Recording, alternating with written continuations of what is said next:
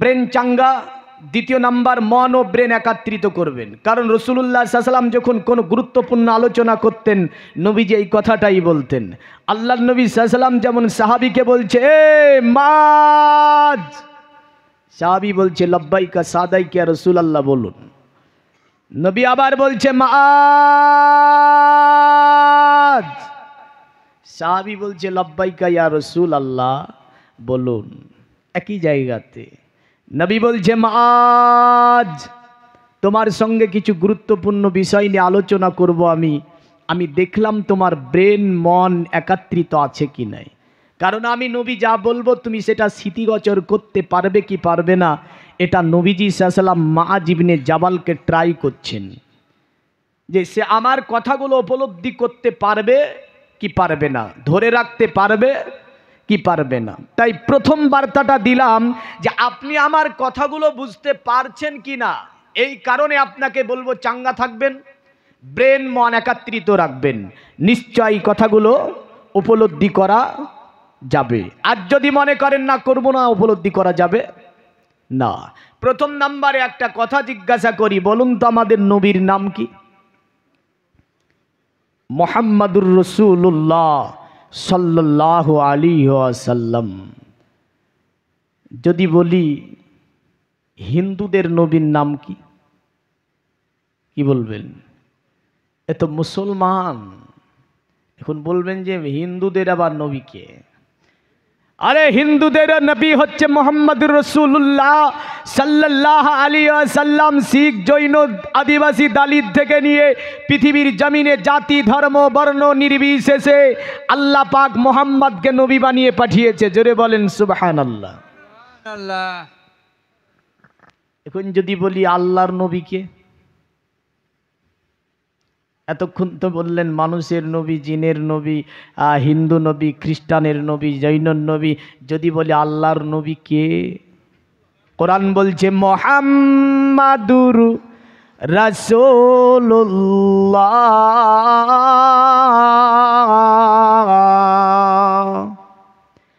আমার আল্লাহ বলে দুনিয়ার মানব, মুহাম্মদ শুধু আমারই যে রসুল তাই নয়, তোমাদেরও রসুল। জোরে বলেন সুবহানাল্লাহ। আমার আল্লাহ বলে ওগো আমার নবী, ইতিপূর্বে আমি আল্লাহ অনেক নবী দুনিয়াতে পাঠিয়েছি।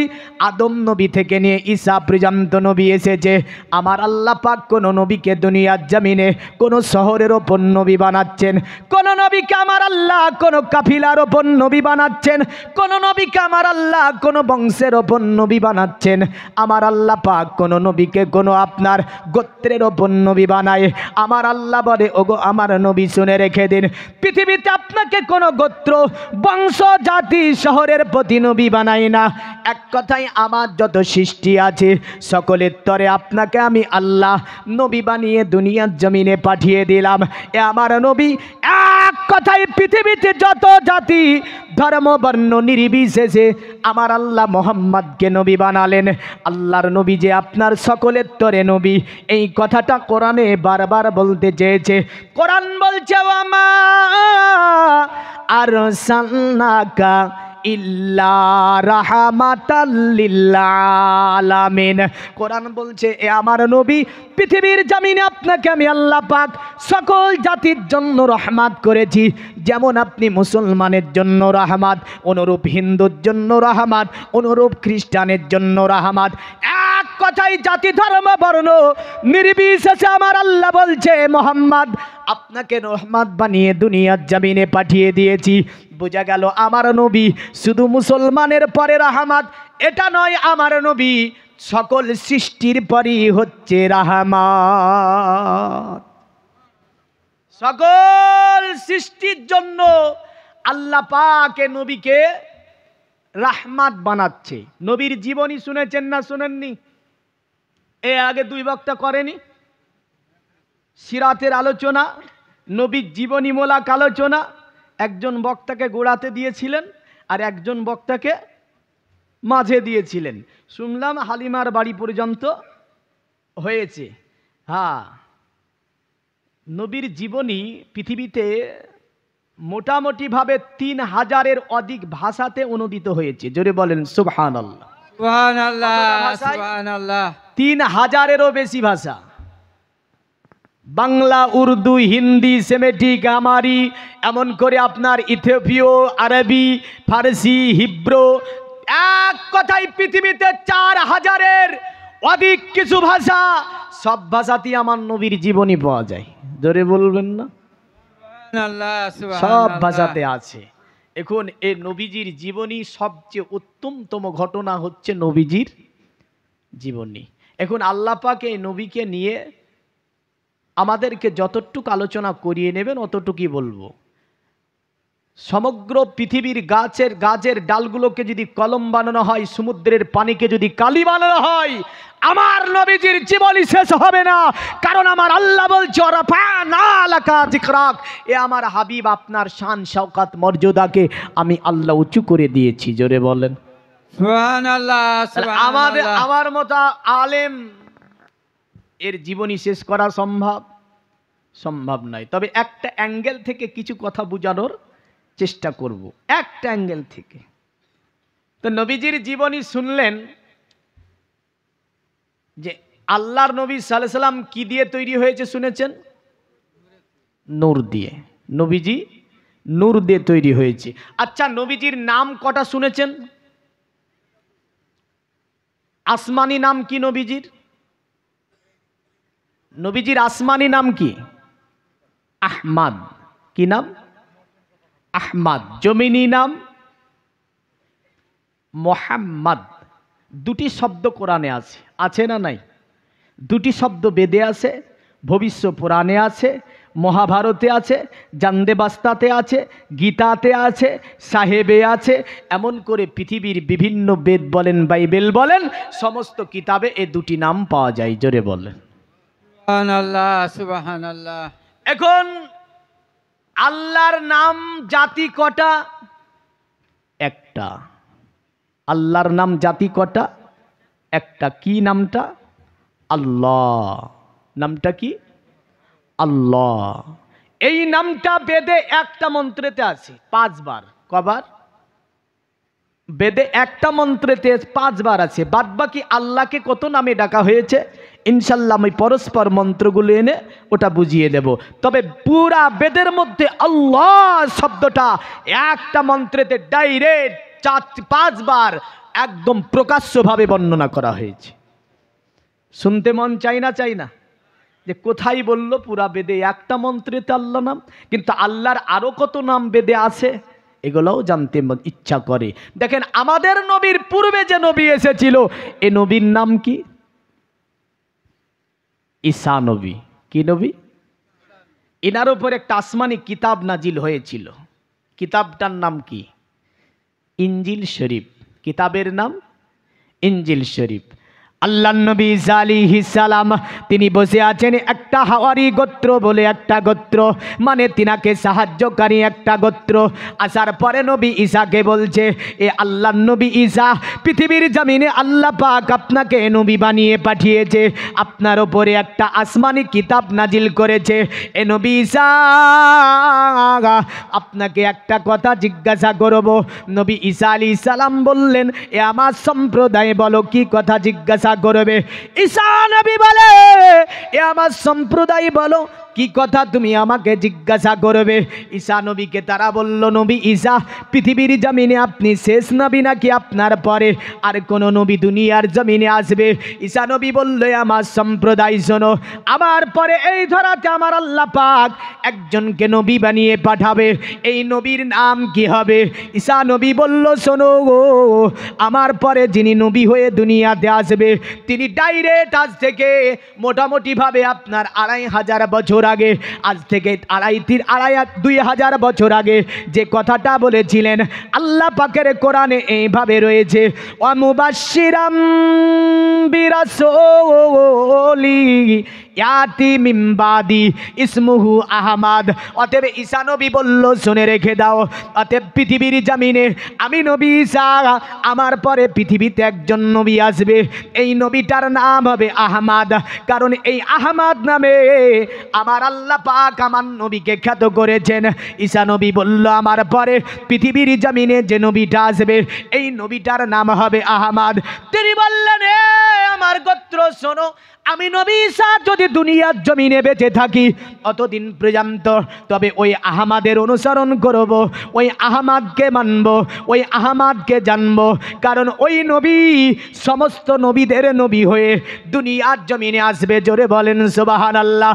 এই কারণে সনাতন ধর্মে বেদের মধ্যে বলল, শোন এ পৃথিবীর মুমিন মুসলমানেরা, অতএব পৃথিবীর জমিনে বেদে বলছে আহমিদ্দি পিতুসপুরি মেধা মৃতস্য জগ্রব। আহমদ নামে পৃথিবীর জমিনে একজন ব্যক্তির আবির্ভাব হবে, যাকে আল্লাহ পাক বড় জ্ঞান গরিমা দেওয়ার পরে এই জগতে পাঠাবে। কারণ আল্লাহ এত জ্ঞান তাকে দেবে যে তিনি সমগ্র পৃথিবীর টিচার হয়ে, মুআল্লিম হয়ে দুনিয়াতে আসবে। জোরে বলেন সুবহানাল্লাহ। তার কারণে আপনার আহমদ নামটি কোরআনে আছে, আহমদ নামটি বেদেও আছে। আহমদ নাম কোরআনও আছে, আহমদ নাম বেদেও আছে। কোরআনে আহমদ তো বেদে বলেছে আহমিদ্দি পিতুসপুরি মেধা মৃতস্য জগ্রব। আহমদ নামে দুনিয়াতে একজন ব্যক্তির আবির্ভাব হবে, আর এই ব্যক্তিটা হবে বড় মহান পণ্ডিত, যা রাসূলুল্লাহ হাদিসে বলেছেন, আলা আনা মুআল্লিমুদ দুনিয়া, আমার আল্লাহ পাক আমাকে সমগ্র পৃথিবীর টিচার করে এই জগতে পাঠিয়েছে। জোরে বলেন সুবহানাল্লাহ। এ জগতের মুমিন মুসলমান, শুধু তাই নয়, আহমদ একটা নাম পেলাম কোরআনে এবং নাম পেলাম বেদে। এবার দেখেন তিনি আসবে কখন, তিনি আসবে কখন। এই কথাটা আজ থেকে 4000 বছর আগে বৌদ্ধ ধর্মের প্রতিষ্ঠাতা বলছে। কোন ধর্মের? নাম কি? গৌতম বুদ্ধ। নেপাল শহরে জন্ম নেয়, বাবার নাম হচ্ছে শুদ্ধোদন, মায়ের নাম ছিল আপনার মায়া দেবী। পৃথিবীর জমিনে তিনি আপনার বলল গো, আমার সম্প্রদায় শোনো গো, পৃথিবীর জমিনে আমি নতুন কোনো বুদ্ধ নাই, আমি শেষ বুদ্ধ নাই, আমি লাস্ট বুদ্ধ নাই, আমার পরে দুনিয়ার জমিনে একজন বুদ্ধ আসবে। বলল আপনার প্রজারা, এ আমাদের বুদ্ধ, আপনার কি ব্রেন খারাপ হয়েছে? আপনার কি মগজ খারাপ হয়ে গেছে? আপনার কি ব্রেনে কোনো ত্রুটি হয়েছে? বুদ্ধ বলছে, না গো গো, আমার ব্রেনে কোনো ত্রুটি হয়নি, আমার ব্রেন ঠিক আছে। বুদ্ধকে বলছে, আমাদের বুদ্ধ এতদিন ধরে ধর্ম শিখালেন, কর্ম শিখালেন, মানুষের সেবা শিখালেন, ধর্মের রীতিনীতি শিখালেন, আর আজকে মৃত্যু সজ্জায় পড়েছেন, আপনি বলছেন আমি কোনো বুদ্ধ নাই, আমার পরে ধরাতে একজন বুদ্ধ আসবে, ওই বুদ্ধকে মানতে হবে। বলল, আমাদের বুদ্ধ, নিশ্চয় আপনার ব্রেন খারাপ হয়েছে। গৌতম বলেছিলে, আমার পূজারা শুনে রেখে দাও, পৃথিবীর জমিনে আমি গৌতম, আমার ব্রেন খারাপ হয়ে যায়নি। অতএব আমি তোমাদেরকে বলে যাচ্ছি, আসমানি অনেকগুলো কিতাব আমি পড়ে দেখেছি, আসমানি অনেকগুলো কিতাব পড়েছি। আমার পূজারা শোনো, তবে ওই আসমানি কিতাবের মধ্যে আমি একজন বুদ্ধের পরিচয় পেয়েছি, যে বুদ্ধটার নাম হবে 4 অক্ষরের নাম। অতএব পৃথিবীর জমিনে তিনি আবির্ভাব হবে। আমার পূজারা শোনো গো গো, যদি তোমরা তাকে পেয়ে যাও, তাকে বুদ্ধ বলে মেনে নেবে। আর আমি গৌতম, আমার জায়গাতে কোনো বুদ্ধকে আমি নিয়োগ দিতে পারলাম না। পূজারা বলছে, তার নামটা ক্লিয়ার করে বলবেন। গৌতম আজ থেকে 4000 বছর আগে বলল, শোনো আমার সম্প্রদায়, আমার পরে যে বুদ্ধটা দুনিয়ার জমিনে আসবে, এই নাম হবে 4 অক্ষরের, যে নামটা হবে মুহাম্মদ সাল্লাল্লাহু আলাইহি ওয়াসাল্লাম। বলল, ওই মুহাম্মদকে তোমরা মেনে নেবে। যদি মুহাম্মদকে মেনে নিতে পারো, তোমাদের 2টি জগৎ কল্যাণ হবে, এই জগৎও কল্যাণ হবে, পরের জগৎও কল্যাণ হবে। জোরে বলেন সুবহানাল্লাহ। পৃথিবীর মুমিন মুসলমান, এই কারণে সনাতন ধর্মের গুরুত্বপূর্ণ কিতাবটির নাম হচ্ছে ভবিষ্য পুরাণ। কি নাম বললাম? আমাদের কিতাবের নাম কি? আর নাম বললাম আমি কি? পুরাণ।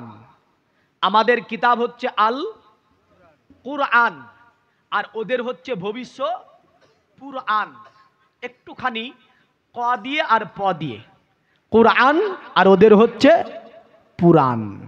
ভবিষ্যৎ পুরাণের মধ্যে তাই তারা বলেছে এত লিল্লন্তরে মিলোচ্চাচার্যন সম্ভাবিত মহামাদিতি খ্যাত শিক্ষ সকা সম্ভাবিত নিপ্রসেজব মহাদেবং মরিস্থান নিবাসী নমো গঙ্গা জলিচ্চ সংস্নপ্য পঞ্চগব্য সম্ভবিতে নমস্তে বিরিজানাথ মোর স্থল নিবাসিনে তিপ্রার সুরনাশায় বহুমায়া প্রবর্তিনে। জোরে বলেন, বোঝা যায়নি? বল্লা দুনিয়ার মানব, মরুর প্রান্তরে একজন আবির্ভাব হবেন, মরুর প্রান্তরে একজন আসবে, জিনার চরিত্র হবে অতি উত্তম। জোরে বলেন, জিনার আখলাক হবে অতি উত্তম। মানুষ দলে দলে দলে দলে যাবার পরে তারা হাতে হাত দিয়ে লা ইলাহা ইল্লাল্লাহ মুহাম্মাদুর রাসূলুল্লাহ পড়ে ইসলাম ধর্ম গ্রহণ করবে, শিক্ষ জাগা সম্ভাবিত। আর ওই নবীজি দলবল নিয়ে মক্কা শাসন করবে, তথা মক্কার চতুর্দিককে যিনি শাসন করবে তিনি হচ্ছেন, যিনার নাম হচ্ছে মুহাম্মদ। কি নাম? মোহাম্মদ বলুনি তো। ভবিষ্যৎ পুরাণে মুহাম্মদ শব্দটি আসছে, মুহাম্মদ। এই শব্দটি বেদে আরো অন্য ভাষায় আছে, আমি আনবো পরে। প্রথমে ভবিষ্যৎ পুরাণের শব্দ আছে মুহাম্মদ, আর কোরআনে, আমাদের কোরআনের শব্দ কি আছে? মা কানা মুহাম্মাদুন আবা আহাদিম মির রিজালিকুম ওয়ালাকির রাসূলুল্লাহ ওয়ালাকির রাসূলুল্লাহি ওয়া খাতামান নাবিয়্যিন ওয়া কানাল্লাহু বিকুল্লি শাইইন আলিমা। আল্লাহ বলছে মুহাম্মদ কোনো পুরুষের পিতা নয়, আর এই মুহাম্মদ হচ্ছে নবীদের সমর্পণকারী নবী। কারণ আমি আল্লাহ পাক এই ধরাতে আর কোন নবী রাসূল দুনিয়ার জমিনে পাঠাবো না। আল্লাহর প্রথমে মুহাম্মদ অঙ্গ যে নূরে আহমদ। জোরে বলা যাবে না? ঘুম পাচ্ছে? পাই না? যাক, সৃষ্টির প্রথমে মুহাম্মদ অঙ্গ যে নূরে আহমদ। কলেমাতে আছে ঈমান, মোর সাথে আছে রাব্বানা। জোরে বলুন, আমার হৃদয়ে কাবা নয়নেতে মদিনা। আমার হৃদয়ে কাবা নয়নেতে মদিনা। আশোক যতই তুফান আমি কভু তো ডরি না। আমার হৃদয়ে কাবা নয়নেতে মদিনা। আমার হৃদয়ে কাবা নয়নেতে মদিনা। জোরে বলুন সুবহানাল্লাহ। পাকি পাঞ্জাতো নে পাতা আমার হবে গোছাতা। জোরে জোরে জোরে। পাকি পাঞ্জাতো নে পাতা আমার হবে গোছাতা। ফাতেমা থাকিবে পিছে আলী কহিবে কথা। হাসান দেখাবে আলো হুসাইন বলিবে ঠিকানা। জোরে জোরে জোরে। আমার হাতটা খুব, ডান হাতটা খুব চলে, বুঝলেন তো? বেদা আছে, বাধা আছে। কেন জানেন? আমাকে বলে দিয়েছে মৌলী সাহেব অনেকগুলো ডান দিকে ভিডিও হাত চলছে, হাত তুলবেন তো মুখটা দেখা যাবে না। কেন আমার আর ডান হাতটা বেশি চলে। তো যাই হোক দেখেন, হাসান দেখাবে আলো, হুসাইন বলিবে ঠিকানা। জোরে বলুন। আমার হৃদয়ে কাবা, নয়নেতে মদিনা। আশোক যতই তুফান, আমি কভু তো ডরি না। আমার হৃদয়ে কাবা, নয়নেতে মদিনা। আমার হৃদয়ে কাবা, নয়নেতে মদিনা। পৃথিবীর মুমিন মুসলমান, আমার নবীজি সাল্লাল্লাহু আলাইহি ওয়াসাল্লাম সম্পর্কে ভবিষ্য পুরাণে বলল, শুনে রেখে দে, দুনিয়ার জমিনে যিনি শিক্ষক শাখা সম্ভাবিত, অতএব ওই নবীটা আসার পরে দলবল নিয়ে মক্কা শাসন করবে, মক্কার চতুর্দিককে শাসন করবে। আপনি ইসলামের ইতিহাস পড়ে দেখুন, এই ইসলামের ইতিহাসের মধ্যে আমার নবীজি 622 খ্রিস্টাব্দে হিজরাত করলেন মক্কা থেকে মদিনায়। 628 খ্রিস্টাব্দে আপনার এই বেঈমানদের সঙ্গে একটা আপনার চুক্তি বসলো, যেটা আপনার ইসলামের ইতিহাসে বলা হয় হুদাইবিয়ার সন্ধি। বিশ্বের জ্ঞানী বলেন, বিজ্ঞানী বলেন, ঐতিহাসিক বলেন, দার্শনিক বলেন, কবি বলেন, বিশ্বের যত বড় বড় পণ্ডিতেরা আছে, সকলে আমার নবী পাকের যে সন্ধিকে নিয়ে গবেষণা করেছিল, সেটার নাম ছিল হুদাইবিয়ার সন্ধি। আর এই হুদাইবিয়ার সন্ধিতে আপনার সকল বিশ্বের বিজ্ঞানীরা বলেছিল, শুনে রেখে দে, আব্দুল্লাহ ছেলে মোহাম্মদের মতো জ্ঞানী পৃথিবীর জমিনে আর কাউকে দেখা যায় না। কারণ আমরা পৃথিবীতে বহু কিছু জ্ঞান অর্জন করলাম, বিভিন্ন স্কুল কলেজ ইউনিভার্সিটিতে পড়লাম, মোহাম্মদের মতো জ্ঞান আমরা অর্জন করতে পারিনি, যা হুদাইবিয়ার সন্ধিতে নবীজি করে বিশ্বের মানুষকে অতএব তাজ্জুব লাগিয়ে দিয়েছিলেন। হুদাইবিয়ার সন্ধি নবীজি করলেন 628 খ্রিস্টাব্দে, আর আপনার মক্কা জয় করছেন নবীজি আমার মাত্র 2টি বছর 630 খ্রিস্টাব্দে।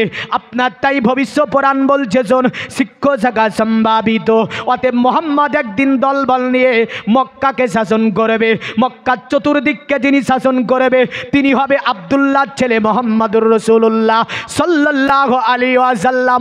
শুধু তাই নয়, আপনার আরো বলে গেল, শুনে রেখে দে, মক্কায় যত অশ্লীলতা, যত নির্যাতন, অনাচার, অবিচার, যাহা কিছু অত্যাচার, সবগুলোকে যিনি মিটিয়ে দেবে তিনি হবে আব্দুল্লাহ ছেলে মোহাম্মদুর রাসূলুল্লাহ সাল্লাল্লাহু আলাইহি ওয়াসাল্লাম। যিনি মানবকে মানব হিসাবে পৃথিবীতে প্রতিষ্ঠিত করবে তিনি হবে আব্দুল্লাহ ছেলে মোহাম্মদ। দুনিয়াটাকে যিনি বাসযোগ্য করে তুলবে তিনি হবে আব্দুল্লাহ ছেলে মোহাম্মদ। অতএব তোরা যদি বাঁচতে চাস, তোরা যদি পৃথিবীতে শান্তিময় বসবাস করতে চাস, এক হয়ে গে ওই আমিনার লাল, মরুর দুলাল, আব্দুল্লাহ লাগতো জিগার, যাকে তোরা মেনে নে। যদি মেনে নিতে পারিস জীবনটা ধন্য হবে। তাই আজ থেকে 4000 বছর আগে পণ্ডিত বলেছিল আপনার এইভাবে, যদিও আমার নবী দুনিয়ার জমিনে আবির্ভাব ঘটেনি, আমার নবী দুনিয়ার জমিনে আসেনি, তাই আজ থেকে 4000 বছর আগে ওদের পণ্ডিত বলছে, নমস্তে বিরিজানাথ মরু স্থল নিবাসিনে তিপ্রারা সুরনাশাই বহুমায়া প্রভার দিনে। ওগো আব্দুল্লাহ ছেলে মোহাম্মদ, তোমাকে জানাই আমরা প্রণাম, তোমাকে জানাই আমরা সাধুবাদ, তোমাকে জানাই আমরা সাধুবাদ। অতএব তিপ্রারা সুরনাশাই বহুমায়া প্রভার দিনে দয়া করে তুমি ওই যে কিয়ামতের দিন ময়দানে মাশারে সূর্য যখন মাথার উপরে হবে, সূর্যের তাপমাত্রা 12 গুণ বৃদ্ধি করে দেওয়া হবে। ওই দিন কোথায় কেউ আশ্রয় পাবে না, একমাত্র মোহাম্মদের কদমের ছায়া ছাড়া। জোরে বলেন সুবহানাল্লাহ। তাই তারা বলল, তিপ্রা রাসূলুনাসাই বহুমায়া প্রভার তীরে, ওগো আব্দুল্লাহ ছেলে মোহাম্মদ, দয়া করে তোমার কদমের নিচে আমাদেরকে সেই দিন একটু জায়গা দিয়ে দিও, তা আমাদের জীবনটা ধন্য হয়ে যাবে।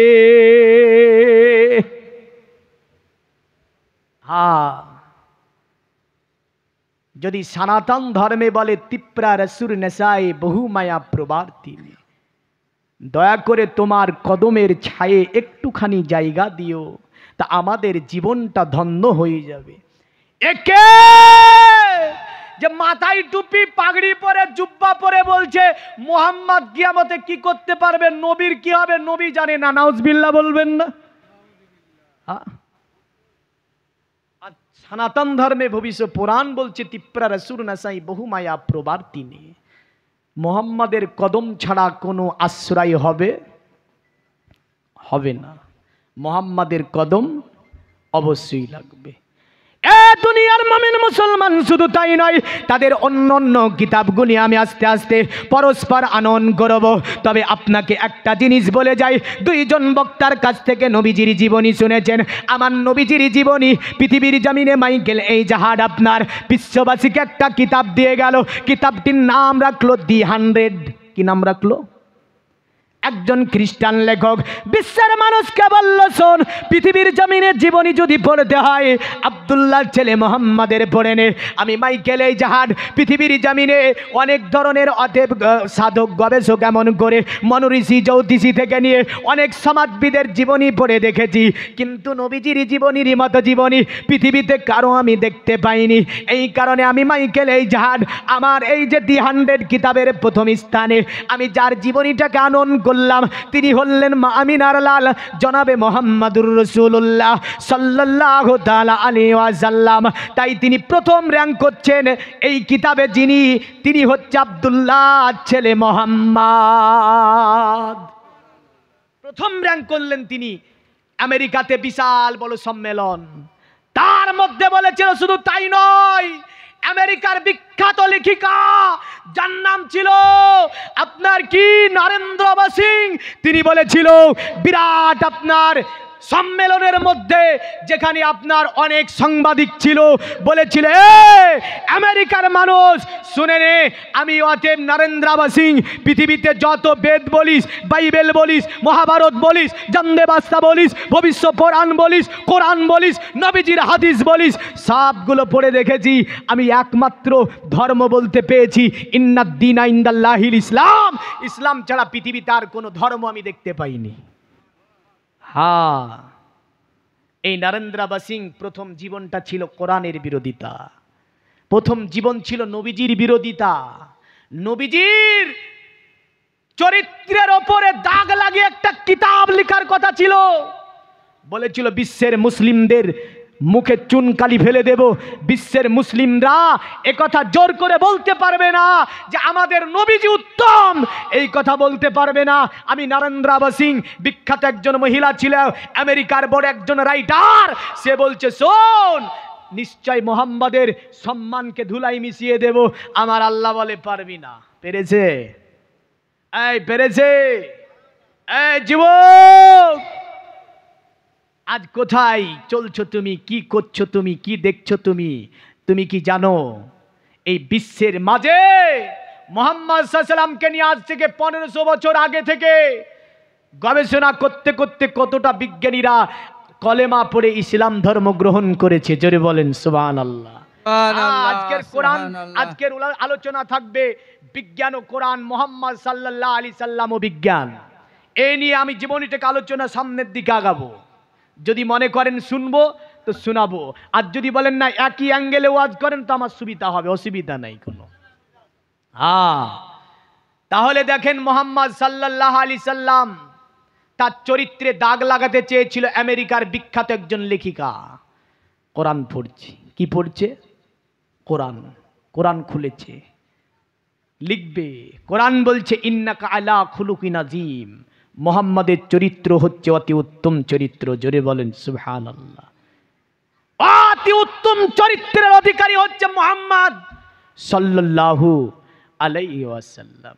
তো নরেন্দ্র বসিং বলেছিল 2 বছরে 72 বার কোরআনকে খতম করে আমেরিকার স্টেজের ওপরে দাঁড়িয়েছে একটা মাথায় উড়না দিয়ে। কি দিয়ে?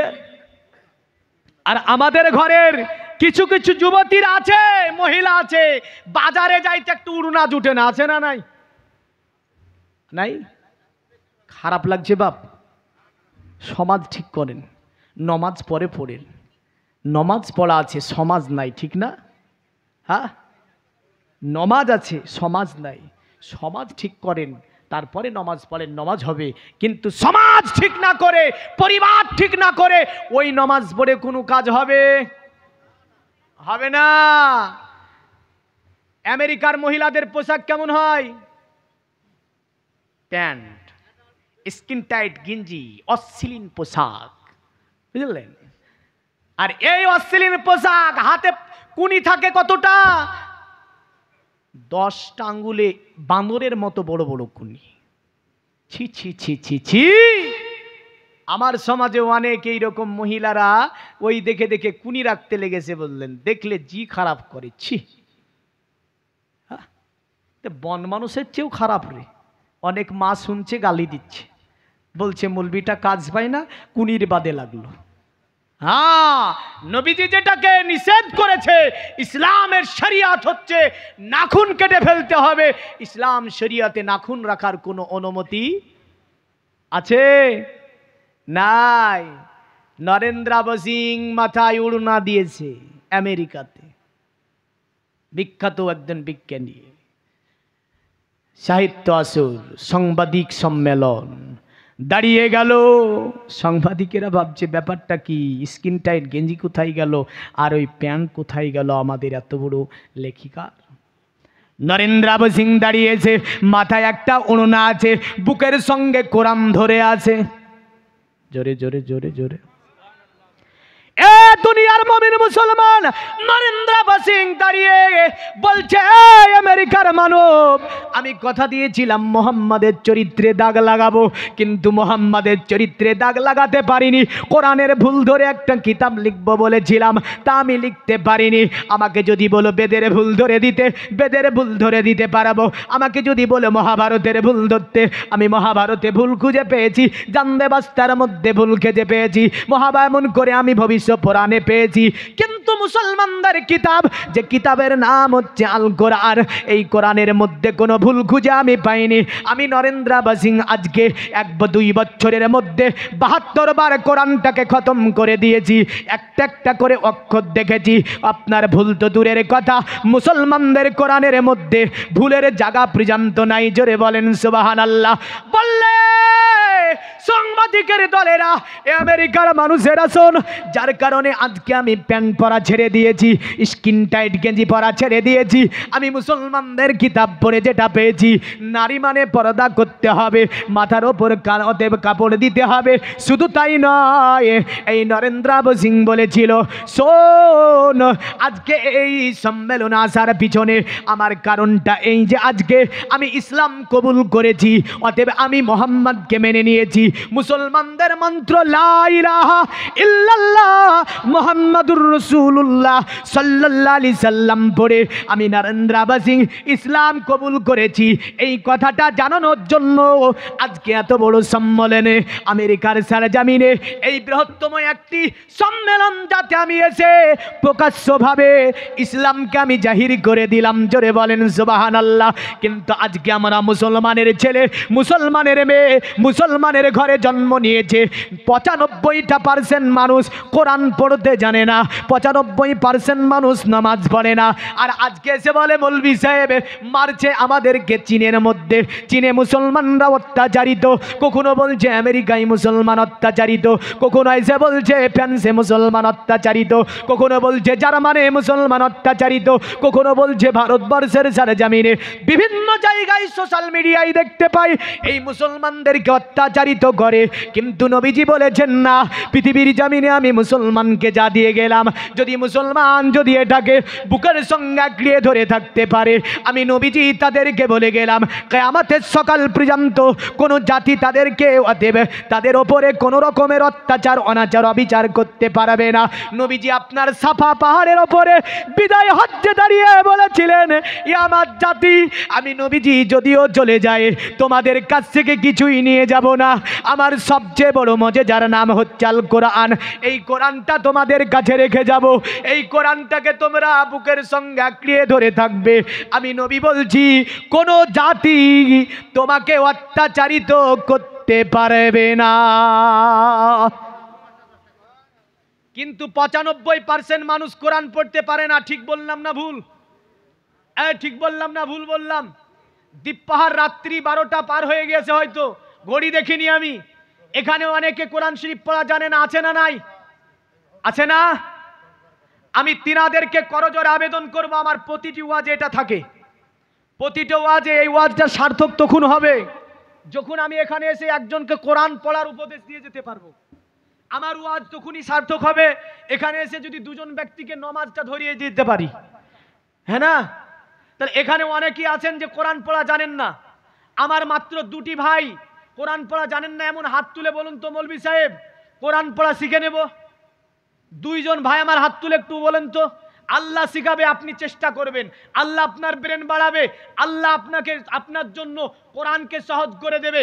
পড়বেন প্রতিনাই রব্বির হামহুমা, আপনি পড়বেন রব্বি ইয়াসসির ওয়ালা তুয়াসসির ওয়া তাম্মিম বিল খাইরি ফাত্তাহ রব্বি জিদনি ফিহা ইলমি।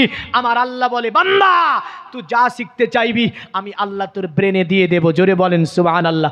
দুইজন ব্যক্তি হাত তুলে বলতে পারবেন না যে আমরা কোরআন শরীফ পড়া জানি না, কোরআন শরীফ পড়া শিখে নেব? একটু হাত তুলে বলেন তো, যারা জানেন না, জানেন না, একটু বলেন তো, শিখে নেব, চেষ্টা করবেন। আল্লাহ আপনি চাচার হাতকে কবুল করুন, চাচার প্রতি বরকত দিন। আল্লাহ হাত তুলেছে কোরআন শিখবো বলে, তিনাকে কোরআন শিখার তৌফিক এনায়েত করুন, আল্লাহুম্মা আমিন বলেন। আর একজন ভাই নাই, কোরআন শরীফ পড়া জানেন না, এমন যে হাত তুলে বলবেন যে কোরআন শিখে নেব। আলহামদুলিল্লাহ, যাক সার্থক হয়েছে। দুইজন চেয়েছি, তিনজন পেয়েছি। বাপ দেখেন, এটা আমার জন্য বলি না, আপনার জন্য বলি। কার জন্য বলি? আমি কি 10টা টাকা চেয়েছি আপনার কাছে? 20টা টাকা চেয়েছি না। আপনি কোরআন পড়া জানেন না, আপনি যে হাত তুলে বললেন শিখে নেব, আমার আল্লাহ নিশ্চয় বরকত দেবে, শিকার মতো তৌফিক আমার আল্লাহ এনায়েত করবে। জোরে বলেন। যাক, কোরআনের এটা হলো। তাহলে কোরআন শরীফ পড়া এটা হচ্ছে এমন একটা কাজ যে কোরআন শরীফ পড়লে কি হয়? পড়ো গো কোরআন মধুর বাণী, দিয়ে মন প্রাণ অন্তর তোমার সদা হবে, পড়িলে কোরআন। জোরে বলা যাবে না? ওযু করো কোরআন খুলো, কাবার দিকে বসে, আরে ওযু করো কোরআন খুলো, কাবার দিকে বসে, ধীরে ধীরে পড়ো কোরআন, জীবন কাটবে সুখে। খোদার কসম, যে পরিবারে প্রতিদিন কোরআন শরীফ পড়া হবে ওখানে অভাব স্পর্শ করতেই পারবে না। সুবহানাল্লাহ বলবেন না? হ্যাঁ, আরে পড়ো গো কোরআন মধুর সুরে, দিয়ে মন প্রাণ অন্তর তোমার সদা হবে, পড়িলে কোরআন। পৃথিবীর মুমিন মুসলমান এই কারণে সনাতন ধর্মে আপনার অথর্ব বেদে একটা মন্ত্র এইভাবে দেখতে পাওয়া যায়। তারা বলেছে, অতএব সুন্দরভাবে বলে দিয়েছে, যত্তদা বলদা যস্য বিশ্ব যশশ্চায় মৃতং যস্য দেবা। এমন করে তারা আরো বলেছেন, অধং পশ্যপেমপ্রি সনাতং পদক হরং মাতে কস্পলক দশন্ত সারি ব্রহ্ম ভুবিত। বোঝা যায়নি? এ ভাষা খুব কঠিন। পণ্ডিতকে বলল, গো পণ্ডিত তুমি দয়া করে বলো নারীদের পোশাক কেমন হবে, পুরুষদের পোশাক কেমন হবে। খুব ইম্পর্টেন্ট একটি টপিক বলা যায়, হ্যাঁ না? বলছে মুসলিম বিশ্বে মুসলিমরাই কি পর্দা করবে, না পর্দা সকলের জন্য? কিছুদিন আগে দেখছিলাম যে হাই স্কুলে ঢুকেছে আপনার একজন মহিলা, তো তার পর্দা পরে আছে, বুরখা যাকে বলছে। কি ইসলামে পর্দা করা কি ফরজ? তো মহিলাটাকে টিচার বলছে, হেড টিচার বলছে এ পরে নাকি স্কুলে আসা হবে না। ঝামেলাটা হয়েছিল সোশ্যাল মিডিয়ায়, দেখেছেন, নাম বললাম না। হ্যাঁ, কারণ ওই এলাকা তো জালসাই যাই, তো বাইচান্স যদি সামনাসামনি হয়েই যায়, বললেন না, সব জায়গার নাম বলা ভালো না। হ্যাঁ, তো যাই হোক, দেখেন টিচার বলছে এ পরে ঢুকা হবে না। তো কোন ধর্মের জানি না, কিন্তু মনে রাখিস পর্দা শুধু মুসলিম বলেনি, সনাতন ধর্মে বেদেও পর্দার কথা বলেছে, খ্রিস্টান ধর্মে বাইবেলের মধ্যে পর্দার কথা বলেছে। এমন করে পৃথিবীর জমিনে নারী শব্দের অর্থ করতে গিয়ে পণ্ডিতগণ বলেছে ঢেকে রাখতে হবে। কি করে রাখতে হবে? ঢেকে রাখতে হবে। পণ্ডিতকে বলছে, পণ্ডিত নারী কেমন হবে? এই মায়েরা, তোমাদের জন্য একটা ইম্পর্টেন্ট টপিক বলা যায় এবং সকল পরিবারের জন্য খুবই একটা ইম্পর্টেন্ট বিষয়। তো পণ্ডিতকে বলছে, পণ্ডিত বলো পোশাক কেমন হবে? তো বলছে অদং পসব্বে মপ্রি সনাতং পদগোহারো মাতে কসপলক দসন্ত সারি ব্রহ্ম ভুবিতো। বল্লসন, পৃথিবীতে পুরুষ পোশাক পরবে হালকুম থেকে নিয়ে ঘাটনুর উপর পর্যন্ত। কত দূর? হালকুম থেকে ঘাটনুর উপর পর্যন্ত।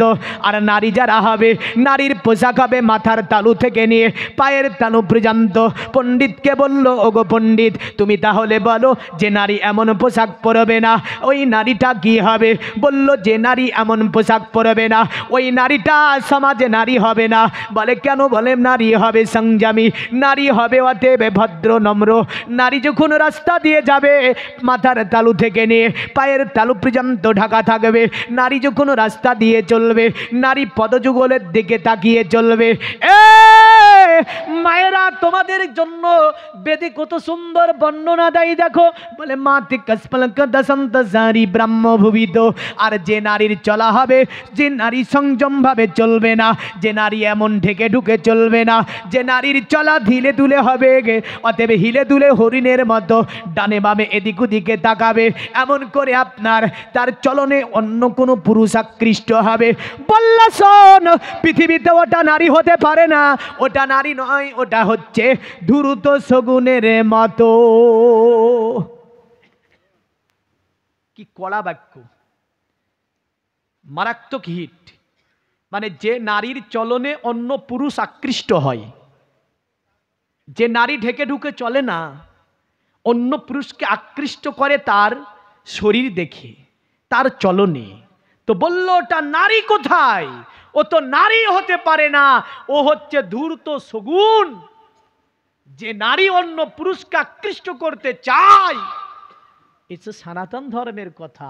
তাহলে আমি সেই দিন ছিলাম আপনার কুচবিহার, অনেক সনাতন ধর্মের মানুষ এসেছিল।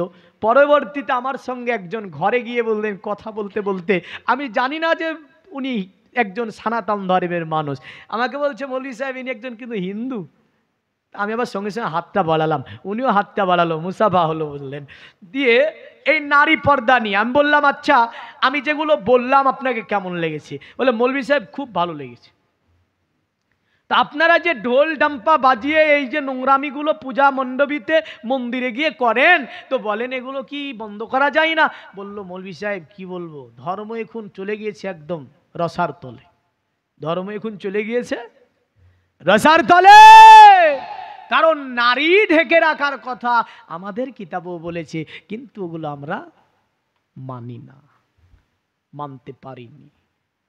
তাহলে নারী পর্দা শুধু মুসলমান বলেছে তা নয়, সব ধর্মেই নারী পর্দার কথা আছে। জোরে বলেন সুবহানাল্লাহ। এই যুবক এবার আসো, নবীর জীবনী তো অনেক শুনেছো, এমন এক অ্যাঙ্গেলে যাব নবীর জীবনীকে নিয়ে। আচ্ছা, নবীজির মায়ের নাম কি ছিল বাপ? আমেনা। নবীজির মায়ের নাম মা আমেনা। বাবার নাম ছিল আব্দুল্লাহ, মায়ের নাম ছিল আমেনা। জন্ম নিয়েছে কোথায়? জন্ম নিয়েছে মক্কাতে। এই কারণে আপনার ভারতবর্ষের একটা প্রাচীন কিতাবটির নাম হচ্ছে মহাভারত। কি নাম বললাম? কিতাবের নাম হচ্ছে মহাভারত। যে ধর্মের মানুষ মেনে চলে তাদেরকে বলা হয় সনাতনী, মানে সনাতন ধর্মের মানুষ। এই মহাভারতটাকে আপনার ফলো করে চলে। এই মহাভারতের মধ্যে লেখা আছে, কালক্রমে বিষ্ণু যশেতে নামেতে ব্রাহ্মণ সম্বল নগরতে জন্ম লইবেন, তখন মহাবীর্য মহাবুদ্ধি কলকিতার ঘরে জন্মিবে যথাকালে দেব কার্যাতরে। বলল শোন, এই দুনিয়ার মানব দুনিয়াটা যখন অন্ধকারে আচ্ছন্নিত হয়ে যাবে, দুনিয়ার জমিনটা যখন অন্ধকারে ছেয়ে যাবে, এক আল্লাহকে ডাকার কোনো মানুষ থাকবে না, আল্লাহর ইবাদত করার কেউ থাকবে না। দুনিয়ার জমিনে আল্লাহ পাক বিষ্ণুজসের ঘরে এমন একজন ব্যক্তিকে পাঠাবে। বিষ্ণুজস শব্দটি হচ্ছে সংস্কৃতি শব্দ। বিষ্ণুজস শব্দের যদি বাংলা করা হয়, বাংলা হবে আপনার আল্লাহর দাস। বিষ্ণুজস শব্দের যদি বাংলা করা হয়, বাংলা হবে আল্লাহর গোলাম, আপনার বাংলা হবে আল্লাহর গোলাম। আর বিষ্ণুজসের যদি আরবি করা হয়, আরবি হবে আব্দুল্লাহ, মানে আব্দুল্লাহর ঘরে আপনার ওই ব্যক্তিটাকে পাঠানো হবে। জোরে বলেন সুবহানাল্লাহ। জগতের মুমিন মুসলমানেরা তারা বলল বিষ্ণুজসের ঘরে আসবে মহা দুর্ব্রহ্ম। আপনার এখানে যদিও আমরা এই যে আপনার কিতাবের ভাষাটা এই রকম ভাবে আছে, আপনার যদিও বিষ্ণুজসের ঘরে ওই যে ব্যক্তিকে পাঠাবে একটা ব্রাহ্ম গোত্রের মধ্যে, ব্রাহ্মণ শব্দটি হচ্ছে সংস্কৃতি শব্দ। যদিও আমরা দেখতে পাই ব্রাহ্মণ একটা জাতি বা গোষ্ঠীর নাম, এই ব্রাহ্মণ গোষ্ঠীটা অতি সম্মানীয় গোষ্ঠী। ব্রাহ্মণ শব্দটি হচ্ছে আপনার সংস্কৃতি শব্দ। আর এই ব্রাহ্মণের যদি বাংলা করতে যান, বাংলা হবে আল্লাহর ইবাদতে। যারা আল্লাহর ইবাদতে যারা নিজেকে মনোনিবেশন করে দিল দুনিয়ার জমিনে, তারাই হবে ব্রাহ্মণ, মানে শক্তিশালী একটা গোত্র হবে। আর আরবিতে বলতে গেলে বলতে হবে কুরাইশ। আমার নবীর বংশের নাম ছিল কুরাইশ। দুটি শব্দ বের করলাম, এক আব্দুল্লাহ আর দ্বিতীয় ব্রাহ্ম। ব্রাহ্ম কিন্তু একটা দল বা গোষ্ঠী। এই যে ব্রাহ্মণ গোষ্ঠী, এই ব্রাহ্মণ শব্দটির অর্থ হচ্ছে প্রভাবশালী। কি নাম? বাংলায় বললে কি বলবেন? প্রভাবশালী। বেদে এর সংজ্ঞা এভাবে আছে, ব্রাহ্মণ তাহাকে বলা হয় যাহারা নিজেকে আল্লাহর ইবাদতে মনোনিবেশন করে দিল, তারাই হবে ব্রাহ্ম। হ্যাঁ, দেখবেন মন্দিরের মধ্যে পূজা দিবে ব্রাহ্মণ, মন্দিরে পুরোহিত হবে কে? ব্রাহ্মণ গোত্রের হবে সে। মন্দিরের মধ্যে যাহা কিছু আপনার মাল থাকবে, এই মাল ব্রাহ্মণের তত্ত্বাবধানে থাকবে, অন্য কেউ নিতে পারবে না।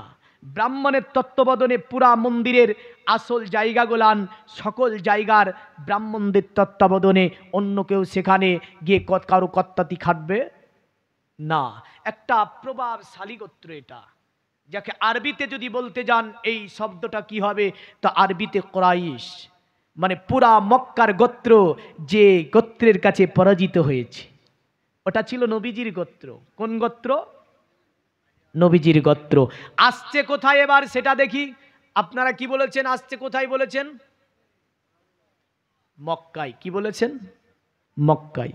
নবীজি আসছে মক্কায়। এখন আপনি যদি দেখেন বেদের মধ্যে আর একটা মন্ত্রে এভাবে আছে, বল্লা সম্বুলে বিষ্ণু যশেতে গ্রহে মহা দুর্ব্রহ্ম হমসু মাতং মাতুরি বিবো। বলল নবীজি আসবে কোথায়? জায়গাটার নাম হবে সম্বল। সম্বল শব্দটি হচ্ছে সংস্কৃতি শব্দ। সম্বল শব্দের যদি বাংলা করতে যান, বাংলা হবে আমানাতের এলাকা। সম্বল শব্দের অর্থ হবে আপনার আমানাতের শহর। কারণ নবীজি এসেছেন মক্কাতে। এখন আপনার অনেকে বলছে নবীর এসেছে তার কোনো দলিল নাই। কি বলছে? নবী এসেছে তার নাকি কোনো দলিলই নাই। একই কথা হলো গো। হ্যাঁ, নবী মক্কাতে এসেছে, দলিল আছে না নাই? আর ও বলছে না, ও জন্মই পাওয়া যাচ্ছে না নবীর। তাহলে নবীর জন্ম পাওয়া যাচ্ছে না, তো নবী আসলো কি করে? হ্যাঁ, কারণ নবীজি সাল্লাল্লাহু আলাইহি আল্লাহকে বলছে, আল্লাহ এই মক্কাতে নবী এসেছে কথাটা কোরআনও আছে, আছে না নাই? কারণ অনেকে ভাববে যে শুধু বেদ থেকে বলেছে, কোরআনের দলিল তো দিতে পারেনি। কোরআনের দলিলটাও দিয়ে দিই। আমার নবী আল্লাহকে বলছে, আল্লাহ তুমি যে কাবা মুআজ্জামাতে মক্কার কসম করেছো, আল্লাহ মক্কার কসম কেন তুমি করেছো আমি জানি। আমার আল্লাহ বলে, হাবিব কেন? আমার নবী বলে, আল্লাহ মক্কাতে তোমার কাবা ঘর আছে, এই কারণে তুমি মক্কার কসম করেছো। আমার আল্লাহ বলছে, নবী গো না, মক্কাতে কাবা ঘর আছে, এই কারণে আমি আল্লাহ কসম করি না গো নবী। আমার নবী আল্লাহকে বলছে, আল্লাহ তাহলে কাবার মধ্যে একটা পাথর আছে, পাথরটার নাম হচ্ছে হাজরে আসওয়াদ। এই হাজরে আসওয়াদ পাথরের জন্য তুমি কসম করেছো, আমার আল্লাহ বলছে না গো নবী না, হাজরে আসওয়াদের জন্য আমি আল্লাহ কসম করি না। আমার নবী আল্লাহকে বলছে আল্লাহ, তাহলে মক্কাতে আরো দুটি পাহাড় আছে, একটার নাম সাফা, দ্বিতীয়টির নাম হচ্ছে মারোয়া। এই সাফা মারোয়া পাহাড়ের জন্য কসম করেছো। আল্লাহ বলছে না গো নবী না, সাফা মারোয়া পাহাড়ের জন্য কসম করি না। আমার নবী আল্লাহকে বলছো গো আমার আল্লাহ, এ আমার আল্লাহ, তাহলে মক্কাতে আর একটা জায়গা আছে, যে জায়গাটার নাম হচ্ছে আরাফাতের ময়দান। এই আরাফাতের ময়দানের জন্য কসম করেছো। আমার নবীকে আল্লাহ বলছে না গো নবী না, আরাফাতের ময়দানের জন্য আমি আল্লাহ পাক কসম করি না। আমার নবী আল্লাহকে বলছে আল্লাহ, এ আমার আল্লাহ, তাহলে তুমি মক্কার কসম কেন করেছো? আমার আল্লাহ বলছে আমার নবী আপনি শুনবেন, মক্কার কসম কেন করেছি। আমার নবী আল্লাহকে বলে আল্লাহ তুমি মক্কার কসম কেন করেছো আমাকে বলে দাও। আমার আল্লাহ বলে নবী গো, এ আমার নবী শুনে রেখে দিন, মক্কার আমি আল্লাহ এই কারণেই কসম করছি। আমার আল্লাহ সূরা ফজর দিয়ে বলছেন লা উকসিমু বিহাজাল বালাদ ওয়া আনতা হিল্লুম বিহাজাল বালাদ ওয়া ওয়ালিদি ওয়া মা ওয়ালাদ। এ আমার নবী মক্কার কসম আমি আল্লাহ এই কারণেই করেছি, কারণ ওই মক্কাতে আপনি জন্মগ্রহণ করেছেন, আপনার পিতৃপুরুষ যারা তারা ওই মক্কাতে জন্মগ্রহণ করেছে। আরো জোরে বলা যাবে না? তাহলে কেউ যদি এসে বলে কোরআনে নবীর জন্মের কথা নাই, ওকে ধরতে পারবেন তো? এই মালটাকে চিহ্নিত করে রাখবেন, যারা বলবে কোরআনে নবীর জন্মের কথা নাই। হ্যাঁ, আল্লাহ বলছে লা উকসিমু বিহাদাল বালাদ ওয়া আনতা হিল্লুম বিহাদাল বালাদ ওয়া ওয়ালিদি ওয়া মা ওয়ালাদ। এ হাবিব মক্কার কসম এই কারণেই করেছি, কারণ মক্কাতে আপনি জন্মগ্রহণ করেছেন, আর আপনার পিতৃপুরুষ যারা তারাও ওই মক্কাতে জন্মগ্রহণ করেছে। জোরে বলেন। মক্কা শব্দটা বাংলা না আরবি? মক্কা শব্দটা আরবি, কারণ কোরআন এভাবেও আছে ইন্না আওয়ালা বাইতিউ উজিয়া লিন্নাসি লাল্লাযী বিবাক্কাতা মুবারাকাও ওয়া হুদাল লিল আলামিন। মক্কার পূর্বের নাম ছিল বাক্কা। কি নাম ছিল? বাক্কা। মনে রাখবেন এগুলো, একে তালিল আছে, অতি ব্যবহার হওয়ার কারণে বে শব্দটাকে মিমের সঙ্গে তাবদিল করা হচ্ছে, বদলিয়ে দেওয়া হচ্ছে। কারণ আল্লাহ পাক বলেছে বি বাক্কাতা মুবারাকাও ওয়া হুদাল লিল আলামিন, পৃথিবীর প্রথম ঘর আমি আল্লাহ স্থাপিত করেছি মক্কাতে। জোরে বললেন। মক্কা শব্দটা আরবি, বাংলা কি? মক্কা শব্দের অর্থ বাংলা হচ্ছে শান্তির শহর, আমানতের শহর, আমানতের এলাকা। জোরে বলেন। যাকে আল্লাহ পাক তিনি এইভাবে বলেন, যেমন করে আপনার বেদের মধ্যে বলল সম্বুলে বিষ্ণু জসেতে গ্রহে মহাদুর্ববাম্য হমসুমা তাং মাতুরি বিব। মানে ওই নবীটা কোথায় আসবে? বলে সম্বুল নামে শহরের ওপরে। সম্বুল শব্দটি সংস্কৃতি শব্দ, সম্বুল শব্দের বাংলা করলে হয় আমানতের এলাকা, শান্তির শহর, সংরক্ষিত এলাকা। আর আরবি যদি দেখতে যান সম্বুলের আরবি হবে ওয়াহাদাল বালাদিল্লা আমিন। আমানতের শহর হচ্ছে মক্কা, শান্তির শহর হচ্ছে মক্কা। জোরে বলেন সুবহানাল্লাহ। এ দুনিয়ার মুমিন মুসলমান, তাহলে নবীজি যেখানে আসবে জায়গাটার নাম তারা বলল সম্বলে নবী আসবে, বলল বিষ্ণু যশের ঘরে নবী আসবে। পণ্ডিতকে বলল গো পণ্ডিত আপনি সম্বুল শব্দ বলে দিলেন, নবীজির বাবার নাম বললেন বিষ্ণু যশ, আর ওই নবীজির গোত্রের নাম বললেন আপনি ব্রাহ্ম গোত্রে আসবে তিনি। এ পণ্ডিত দয়া করে বলবে ওই নবীর মায়ের নামটা কি হবে? বলল শুনে রেখে দে, যে নারীটা ওই নবীকে জন্ম দেবে, যে নারীটা আখিরি নবীকে জন্ম দেবে, ওই নারীটা হবে বড় ভাগ্যবতী। নারীটার নাম হবে সুমতি।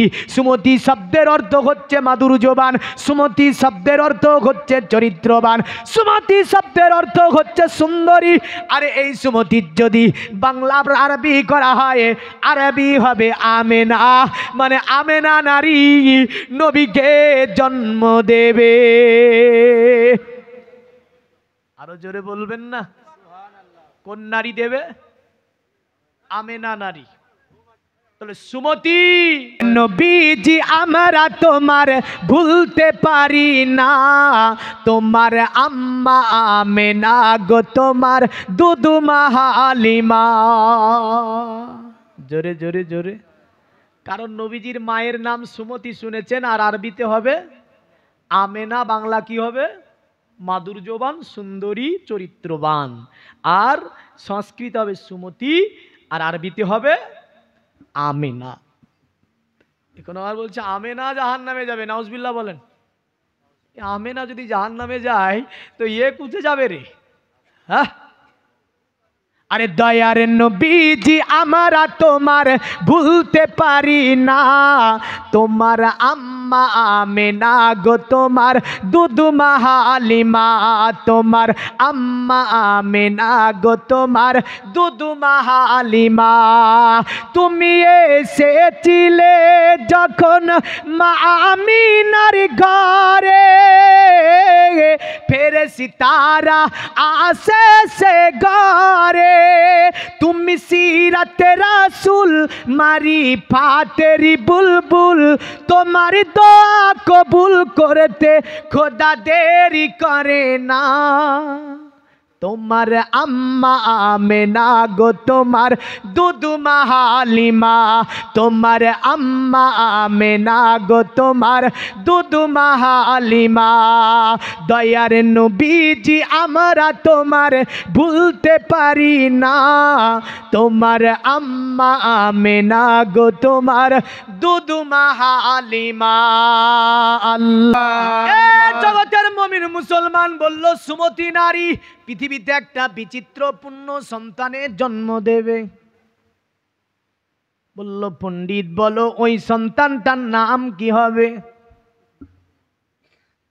সুমতি নারী সন্তানের নাম কি হবে? বলল শুনে রেখে দে, ওই সুমতি নারীর সন্তানটার নাম হবে নরাসং সুদিষ্টজম পশং সপ্রতস্তমং, নাম হবে নরাসং।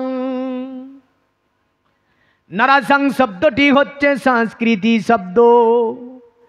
নরাসং শব্দের যদি বাংলা করা হয়, বাংলা হবে প্রশংসিত। কি হবে? আর যদি মোহাম্মদ শব্দটি আরবি শব্দ, মোহাম্মদের যদি বাংলা করা হয় কি হবে? প্রশংসিত। মোহাম্মদ শব্দের অর্থ প্রশংসিত, আর সংস্কৃতি ভাষায় বলতে গেলে বলতে হবে নারাসং। তারা বলল নারাসং সংসুদিষ্টজম পশং সপ্রথস্তমং। নারাসং নামে পৃথিবীতে ওই ব্যক্তি আসবে যার প্রকাশ্য নাম বলতে গিয়ে ইঙ্গিত করে বলল মধ্যবর্তীতা দেবাদক্রান্তি প্রাকৃতিতা বিষ্ণং বক্তি সদামিদা শস্ত্রী চ শ্রীতা। যার নামের প্রথম অক্ষর হবে ম, শেষ অক্ষর হবে দ। আমাদের নবীর নামের প্রথম অক্ষর কি? শেষ অক্ষর দ। বলল মধ্যবর্তীতা দেবাদক্রান্তি প্রাকৃতিতা বিষ্ণং ভক্কায়েত সদামেদা শস্ত্রী চ শ্রীতা। যে নবীর নামের প্রথম অক্ষর হবে ম আর শেষ অক্ষর হবে দা, বিষ্ণা। বিষ্ণা বলতে প্রভুকে বোঝায়, ষষ্ঠী বিষ্ণা। তবে হ্যাঁ, বিষ্ণা বলতে গরুও বোঝায়। কি বোঝায়? গরু পূজা হয় না, হয় না? গরু পূজা হয়। আচ্ছা, গরুর নাম কি আমাদের কোরআনে নাই? আছে না নাই? আরে কোরআনের প্রথম সূরাটার নামই হচ্ছে সূরাতুল বাকারা। বাকারাতুন শব্দের অর্থ গাবি, গরু, গাই। হ্যাঁ, এ বলে কি গরুরে মা বলা যাবে? গরুর নাম কি আমাদের কোরআনে নাই? আছে। সবচেয়ে লম্বা সূরা কোরআনের 114টি সূরার মধ্যে সবচেয়ে বড় সূরার নামই গরুর নামে, সূরাতুল বাকারা। বাকারাতুন শব্দের অর্থ গাবি। তো তারা বলল বিষ্ণং বক্কি সদামেদা শস্ত্রী চ শ্রীদা। যিনি আসার পরে গরুর গোশত ভক্ষণ করাকে সর্বকালের জন্য শাস্ত্র অনুযায়ী বৈধ ঘোষণা করবে, তিনি বেদ অনুযায়ী শেষ ঋষি হবে। বেদ অনুযায়ী শেষ ঋষি হবে। এখানে ছাড়লাম, গরুর ঘটনা আরও আছে, পলিতা থেকে নিয়ে সব বের করে দিতে পারবো। এই গরু থেকে যে পলিতা লাগায় না, পলিতার জন্ম কোথা থেকে হলো, তারপরে কোথায় গেল, কোন সাহারে ফেলা হলো, এখন পলিতা কোথা থেকে আনা হলো তাও জানা আছে, বলবো না আর, সোশ্যাল মিডিয়ায় যাবে কিছু। হ্যাঁ, এখন বলছে কুরবানি করতে দেব না। হ্যাঁ, বিভিন্নভাবে বিভিন্নভাবে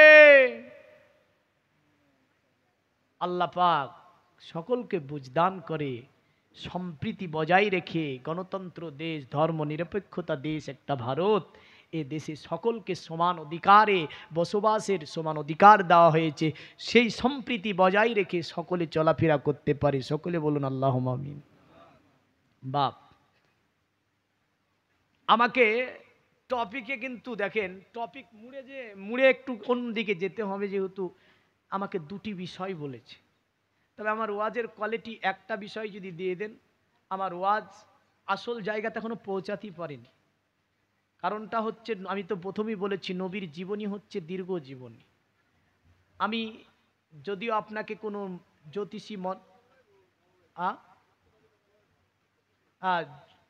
জ্যোতিষী মনীষীর কাছে যেতেই পারে। নবীজি আসাতে অনেকের গবেষণা ছিল, যারা তাওরাত, জবুর, ইনজিল, আসমানি কিতাব, বহু যোশী মনীষী জ্যোতিষী গবেষকের কিতাব গণনা করে পাহাড়ের চূড়ায় চূড়ায় অনেক সাধক বসেছিল। আখিরি নবী আসবে আর আমরা ওই তত্ত্বটা মানুষের কাছে দেব, আমরা পৌঁছাবো। সবচেয়ে বড় জ্যোতিষী ছিল ওই সময়, যেটা মুলকে সিরিয়াতে, যার নাম ছিল আপনার কি, সাতিহি জ্যোতিষী। কি নাম ছিল? সাতিহি। এই সাতিহি এমন বড় বড় জিন তাবে ছিলেন, বললেন বিরাট জ্যোতিষী। এই জ্যোতিষীর কাছে সিরিয়ার বাদশা মানুষ পাঠিয়েছিল, আখিরি নবী যেই দিন আসছে। তো সাতিহি বলেছিল, বাদশাকে গিয়ে বলবি পূজার হবে না। জোরে জোরে জোরে। সিরিয়ার প্রশাসনেরা বাদশাকে যাবার পরে বলে দে, আমি সাতিহি, আমি সব কিতাব পড়ে দেখেছি, তাওরাত, জবুর, ইনজিল, আসমানি কিতাব থেকে নিয়ে বহু সাধকের কিতাব আমার পড়া আছে, আমি সাতিহি বলে দিচ্ছি। অতএব বাদশা যেটা স্বপ্ন দেখেছে, দাজলা নদী পার করে কেউ যেন ঘোড়ার পৃষ্ঠে চড়ে সিরিয়াতে প্রবেশ করছে, এই স্বপ্ন বাদশা দেখেছে। তারা তাজ্জুব হয়ে বলল, সাতিহি তুমি কি করে বাদশা স্বপ্ন জানলে? বলে, সিরিয়ার প্রজারা, আরো তোদেরকে বলে দি, তোদের ওই যে সামুয়া মাসুয়া দরিয়াতে পানি চালু হয়ে গিয়েছে, আর এই যে সিরিয়ার মন্দিরে আজকে রাত্রিতে পূজা হয়নি। বলে কি করে হলো? বলে শুনে রেখে দে, তোদেরকে বলে দিচ্ছি, আখিরি নবী দুনিয়ায় যখন আসবে পূজা দেওয়া হবে না, পূজা দিতে পারবি না। এই কারণে সনাতন ধর্মে কলকি অবতার পুরাণের মধ্যে একটা কথা আছে, কি নাম বললাম? কলকি অবতার পুরাণ। দেবা ধর্মাকিত্র যুগা দেবালকশ্চ চারাগুষ্ট পুষ্টশা চন্তুষ্ট কলকুরজুনি চা ভুবননা দিদিবা দিলিঙ্গি সুবুসানে বুসিতি সুচ ইন্দ্রজালি বুদ্ধাতি কল্পকা পূজা কা জানা ন সন্তি। বল্লসন আখিরি নবী অবতার কলির কলকি যখন দুনিয়াতে আসবে, যত দেব মূর্তিগুলো পূজান্ত ওই অবতার কলির কলকিকে সম্মান জানাবে, পূজা হবে না। জোরে বলবেন না?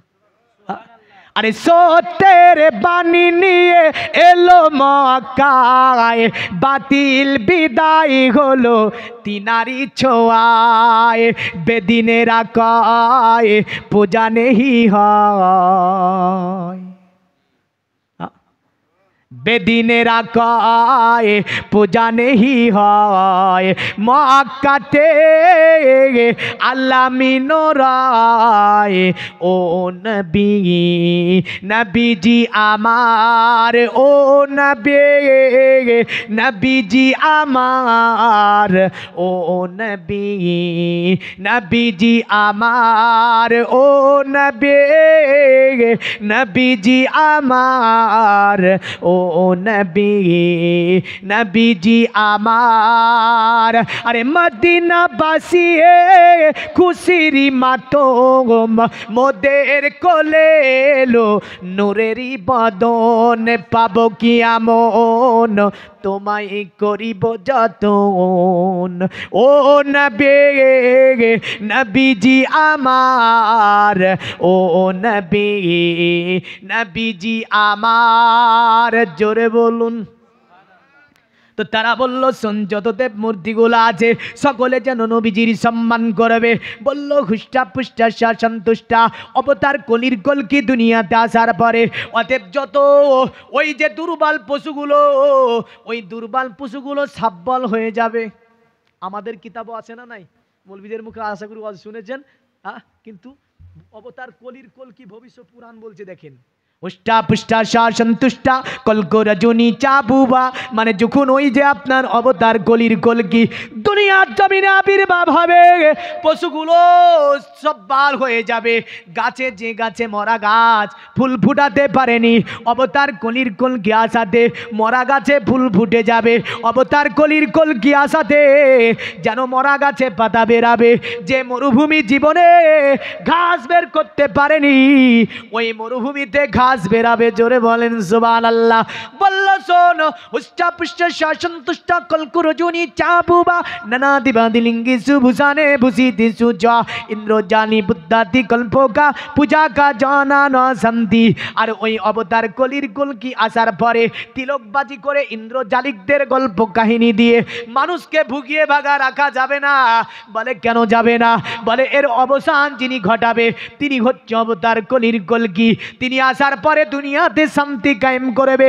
অথতে সংভবী শান্তি। তোরা যদি শান্তি পেতে চাস অবতার কলির কলকির সংস্পর্শে চলে যাবি তোদের জীবনটা সার্থক হয়ে যাবে। জীবনে কোনো দুঃখ কষ্ট বেদনা দুর্দশা থাকবে না। জোরে বলেন সুবহানাল্লাহ। দুনিয়ার মুমিন মুসলমান মনে রাখবেন আপনার কাছে দুটি জিনিস রেখে যাচ্ছি আমি। আমার নবীজি সাল্লাল্লাহু আলাইহি সাল্লামের ঘটনাগুলো যদিও আমি বেশির অংশই আপনাকে বেদ ও পুরাণ থেকে বিভিন্ন ঘটনা আপনাকে শোনাতে চেয়েছি। ইসলামিক ঘটনা যদিও ছোট ছোট করে আনার চেষ্টা করেছি তবে মনে রাখবেন দুনিয়ার জমিনে আমরা কার ইবাদত করে জান্নাতে যাব কাকে মেনে জান্নাতে যাব। এখন যদি মুসলমানকে বলি তুমি কোথায় যাবে মুসলমান বলবে জান্নাতে যাব। এইখানে আছে জাহান্নামে যাবে বলার মতো মানুষ? আগামীকাল সনাতন ধর্মের আপনার ওই যে মন্দিরে পূজা দিবে দেখবেন মদ্যপান করবে জিজ্ঞাসা করবেন তুমি কোথায় যাবে বলবে আমি স্বর্গে যাব। কি বলবে? দুনিয়ার মুমিন মুসলমান আপনি দলিত আদিবাসী যারা আছে তারা দেখবেন বিভিন্ন রীতিনীতি ভাবে ঢোল শঙ্কা বাজাবে। যে জিজ্ঞাসা করবেন বলো তো মরার পরে কোথায় যাবে? স্বর্গে যাব। খ্রিস্টানকে জিজ্ঞাসা করেন তুমি মরার পরে কোথায় যাবে বলবে স্বর্গে যাব। 3000-এর অধিক ধর্ম কোনো জাতি কোনো ধর্ম বলে না যে মরার পরে নরকে যাব। সকলের আশা স্বর্গে যাব। এক এক রকম রীতিনীতি পালন করে তারা স্বর্গে যায়। এক এক রকমের রীতিনীতি পালন করে তারা আপনার স্বর্গে যেতে যায়। কিন্তু মনে রাখে দেবেন স্বর্গে যাওয়ার জন্য আমার নবীজিকে মানতে হবে। স্বর্গে যাওয়ার জন্য নবীজির উপদেশগুলো জীবনে বাস্তবায়ন করতে হবে তবে আপনি স্বর্গে যেতে পারবেন। এই কারণে আপনার অথর্ব বেদের মধ্যে বলেছে যত্তদা বনদা যস্য বিশ্ব যশশ্চায় মৃতাং যস্য দেবা যশশ্চায় মৃত যস্য মৃত। বলল শুনে রেখে দে তুই যদি মৃত্যুবরণ করার পরে স্বর্গে যেতে চাস তাহলে বিশ্ব ভুবনকে যিনি সৃষ্টি করেছেন উনার ইবাদত করে নে। উনাকে যদি ইবাদত করে নিতে পারিস তাহলে তুই স্বর্গে লাভ করবি। জোরে বলেন।